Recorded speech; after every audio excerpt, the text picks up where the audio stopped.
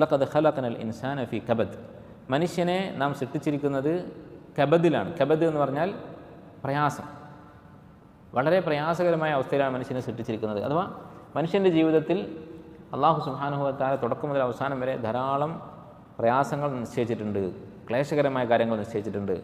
അതിനർത്ഥം മനുഷ്യന് ജീവിതം മുഴുവനും അദാബായിരിക്കും എന്നല്ല, നേരെ മറിച്ച് ഈ പ്രയാസങ്ങൾ അത് തരണം ചെയ്യുക എന്നുള്ളതാണ് മനുഷ്യൻ്റെ ആസ്വാദനം എന്ന് പറയുന്നത് ദുനിയാവിൽ. ഇബ്നു അബ്ബാസ് റളിയല്ലാഹു അൻഹു ഈ ആയത്ത് വിശദീകരിച്ചുകൊണ്ട് പറയുന്നത് കാണാം. എന്താണ് പ്രയാസമെന്ന് പറഞ്ഞാൽ ഹംലുഹു വ വിലാദത്തുഹു, അല്ലെ, ഗർഭപാത്രത്തിൽ കഴിയുന്നത് പ്രയാസമുള്ള കാര്യമാണ്. അത് നമുക്കറിയില്ല പ്രയാസം എന്തായിരുന്നു എന്നുള്ളത്. ഗർഭത്തിൽ കഴിയുന്നൊരു കുട്ടിക്ക് പല പ്രയാസങ്ങളുമുണ്ട്. വ വിലാദത്തുഹു, പുറത്ത് വരുന്നത്, അല്ലെ, കരഞ്ഞുകൊണ്ടാണ് പുറത്ത് വരുന്നത്. അപ്പം എന്തായാലും പ്രയാസം ഉണ്ടാവും. കാരണം ഒരവസ്ഥ വളരെ പെട്ടെന്ന് വളരെ വ്യത്യസ്തമായ ഒരവസ്ഥയിലേക്ക് മാറുകയാണ്. ഇരുട്ടിൽ ഈ വയറ്റിൽ കടന്നിരുന്ന കുട്ടി പെട്ടെന്ന് പുറത്തെത്തുന്നു, അതിൽ ആ കുട്ടിക്ക് പ്രയാസം ഉണ്ടാകും. ഹംലുഹു വ വിലാദത്തുഹു വറദാഉഹു വ ഫിസാലുഹു, മുല കുടിക്കുക എന്നുള്ളത്, അല്ലെ, തുടക്കത്തിൽ മുല കുടിക്കുന്നത് പ്രയാസമായിരിക്കും കുട്ടിക്ക്, നിർബന്ധിച്ച് കുടിപ്പിക്കലാണ്. വ ഫിസാലുഹു, പിന്നെ 2 വർഷം കഴിഞ്ഞ് മുലകുടി നിർത്തൽ വളരെ പ്രയാസമാണ്, കഷ്ടപ്പെട്ടാണ് മുലകുടി നിർത്തുന്നത്. വനബ്തു അസ്നാനിഹി വ ഹയാത്തുഹു, അവൻ്റെ പല്ല് മുളക്കുന്നത് പ്രയാസമാണ്. പല്ലുണ്ടാകുമ്പോൾ നമുക്ക് കാണാൻ നല്ല ഭംഗിയായിരിക്കും, പക്ഷേ കുട്ടിക്ക് പ്രയാസമാണ്. വ ഹയാത്തുഹു, അതിനുശേഷമുള്ള അവൻ്റെ ജീവിതം മുഴുവൻ.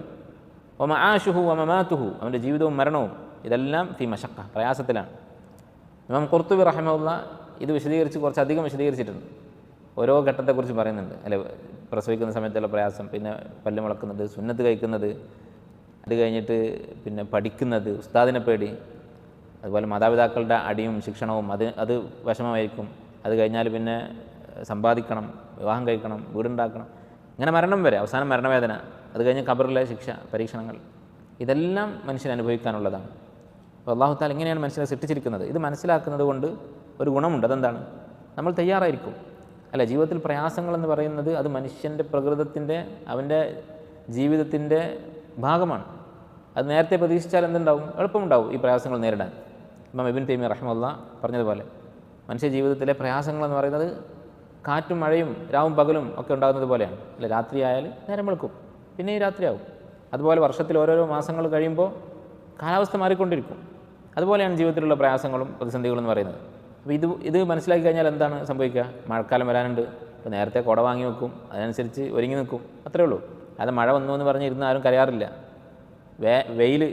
വേനലാകുമ്പോൾ ചൂടുണ്ടാവും, അപ്പോൾ ചൂട് നേരിടാൻ വേണ്ട സംവിധാനങ്ങൾ നമ്മൾ സ്വീകരിക്കും. അതല്ലാതെ ചൂടായി, ഈ വർഷം ചൂട് കൂടുതലാണെന്ന് പറഞ്ഞ് ആരും ആത്മഹത്യ ചെയ്യാറില്ല.